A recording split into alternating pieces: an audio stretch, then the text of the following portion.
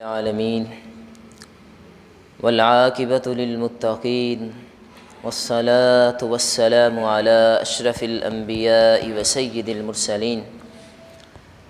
اما بعد اعوذ باللہ من الشیطان الرجیم بسم اللہ الرحمن الرحیم وَأَقِيمُوا الصَّلَاةَ وَلَا تَكُونُوا مِنَ الْمُشْرِكِينَ وقال الحق سبحانہ وتعالی یا ایہا الذین آمنوا اطیعوا اللہ واطیعوا الرسول ومن یطع اللہ ورسولہ فقد فاز فوزا عظیما۔ حضرات محترم، اللہ تعالیٰ کے جو احکامات ہیں جن کو اللہ نے اپنے بندوں پر فرض کیا ہے اور جو دین اسلام کے بہت اہم ارکان بھی ہیں،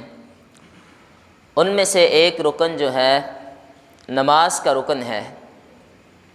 بنی الاسلام علی خمس شہادت اللہ الہ الا اللہ وان محمد الرسول اللہ واقام الصلاۃ، جو کہ دین اسلام کے ارکان میں سے نماز جو ہے یہ دین اسلام کا دوسرا رکن ہے، اور اس کی دین اسلام میں بڑی اہمیت اور فضیلت اور مقام ہے۔ اور نبی صلی اللہ علیہ وسلم کا فرمان ہے اول ما یحاسب بہ العبد هو الصلاۃ، قیامت والے دن اللہ کے حقوق میں سے سب سے پہلے جس بندے کا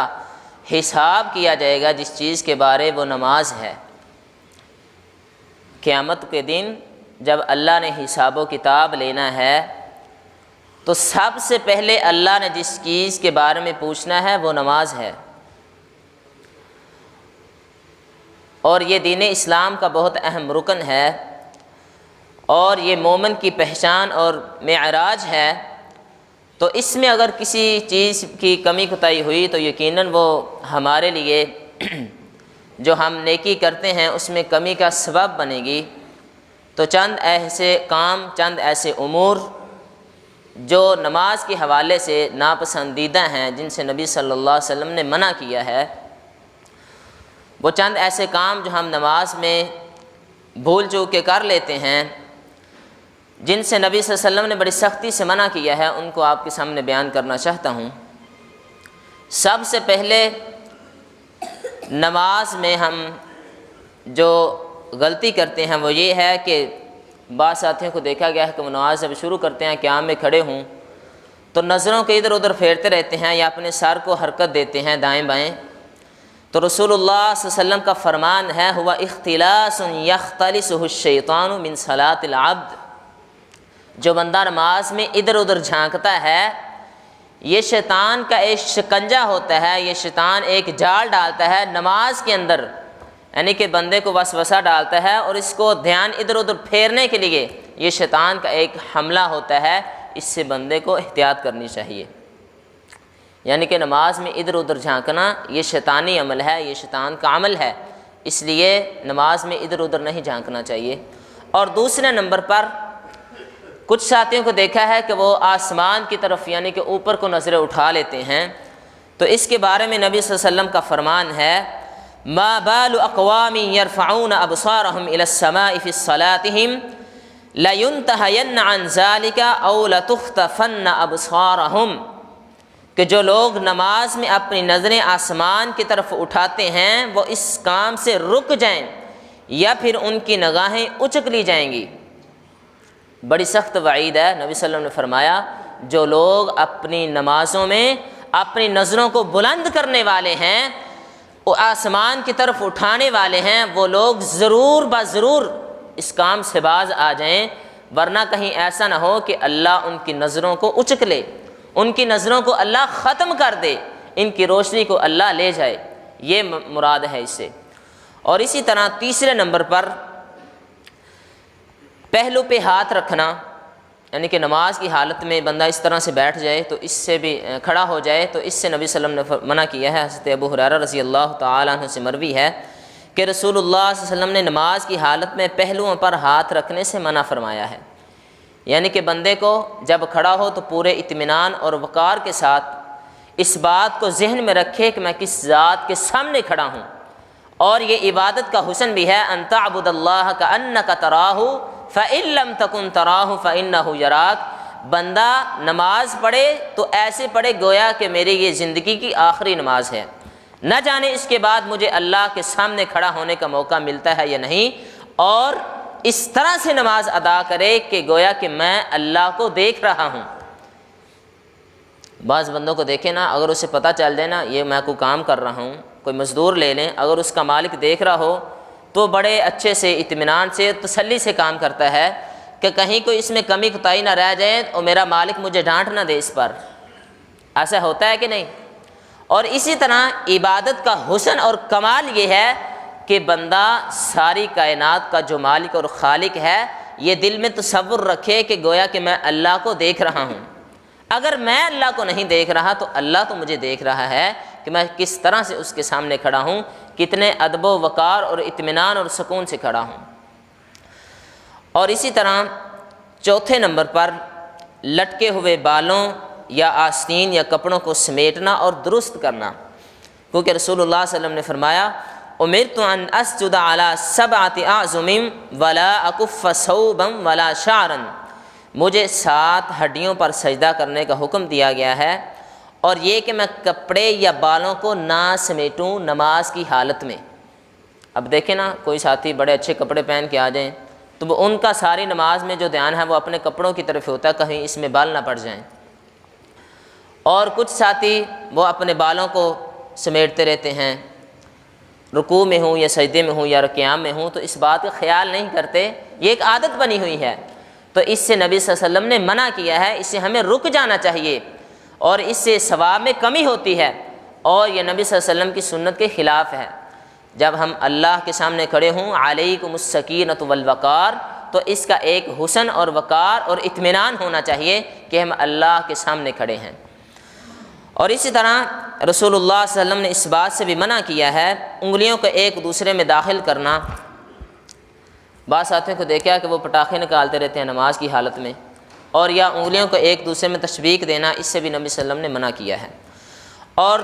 چھٹے نمبر پر سجدے کی جگہ پر ایک سے زیادہ بار ہاتھ پھیرنا۔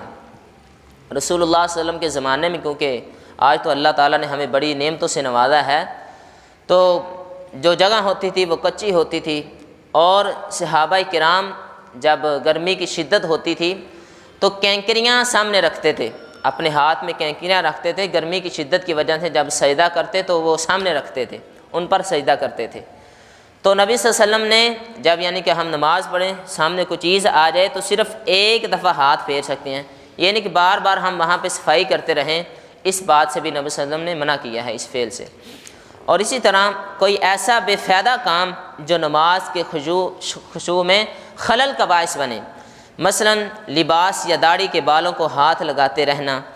یا نماز اور دیواروں کے رنگ اور ڈیزائنوں کو دیکھتے رہنا، اس لیے کہ رسول اللہ صلی اللہ علیہ وسلم نے فرمایا ہے اسکنوا فی الصلاۃ، نماز میں سکون اختیار کرو۔ یعنی کہ نماز بندہ پڑھ رہا ہے اور سامنے اس کے کوئی مثلا نقش و نگار بنے ہوئے ہیں، اب بندہ نماز میں ادھر ہی دیکھتا رہے اور نماز میں توجہ نہ رہے، تو اس سے بھی نبی صلی اللہ علیہ وسلم نے منع کیا ہے۔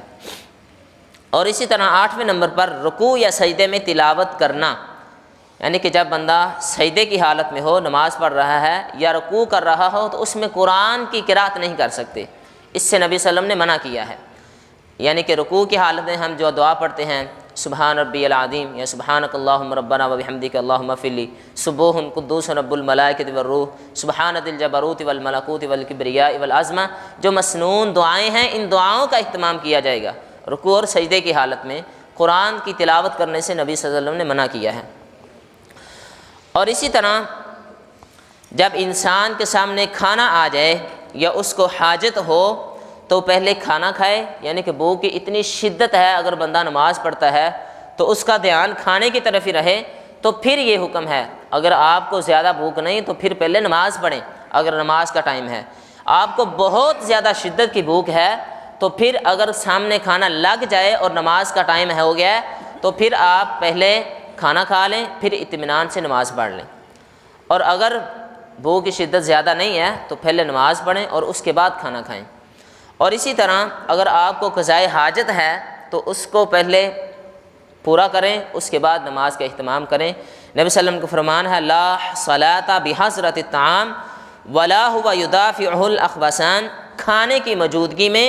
اور جب انسان کو حاجت ہو تو نماز جائز نہیں، یعنی پہلے اپنی حاجت کو پوری کرے پھر نماز پڑھے۔ اور اسی طرح تشہد میں ایڑیوں پر بیٹھنا اور سجدے میں بازو زمین پر بچھا دینا۔ سیدہ عائشہ رضی اللہ تعالی عنہ فرماتی ہیں وقال رسول اللہ صلی اللہ علیہ وسلم ینہا عن عقبۃ الشیطان، کہ نبی کریم صلی اللہ علیہ وسلم نماز میں شیطان کے بیٹھنے کی طرح سے منع کرتے تھے، یعنی کہ جب ہم تشہد میں بیٹھتے ہیں نا تو بعض ساتھی دیکھا ہے کہ وہ دونوں پاؤں کو اوپر اٹھا کے رکھتے ہیں، ایک پاؤں کو بچھانا چاہیے دائیں پاؤں کو اور بائیں کو کھڑا کر کے رکھنا چاہیے، تو بعض ساتھی یوں دونوں پاؤں کو اوپر اٹھا کے رکھتے ہیں اور ویسے ہی ان کے اوپر تشہد کی حالت میں بیٹھ جاتے ہیں، تو اس سے بھی نبی صلی اللہ علیہ وسلم نے منع کیا ہے۔ یہ چند ایک خطائیں ہیں جن سے نماز میں نقص واقع ہوتا ہے۔ اللہ تعالیٰ سے دعا ہے کہ اللہ تعالیٰ ہمیں ان امور سے بچنے کی توفیق عطا فرمائے، اور جو عبادت کا حق ہے اللہ میں ہم کما حق ہو، عبادت کا حق ادا کرنے کی توفیق عطا فرمائے۔ یہ چھوٹی چھوٹی خطائیں ہیں، انسان بھول کے کر بیٹھتا ہے۔ حد الوسعت کوشش کریں کہ آپ کی توجہ، آپ کا دھیان مکمل نماز میں رہے، اور جو اس سے فائدہ حاصل ہوتا ہے ہمیں اس فائدے کو حاصل کرنا چاہیے، نبی صلی اللہ علیہ وسلم کی اطاعت کر کے اور اللہ کے احکامات کو سمجھ کر۔ اللہ تعالیٰ جو ہماری کمی اور کوتاہی ہے، جو ہمارے اندر سستیاں ہیں، اللہ دور فرمائے اور اپنی رحمت کا ہمیں مستحق بنائے۔ وآخر دعوانا ان الحمد للہ رب العالمین۔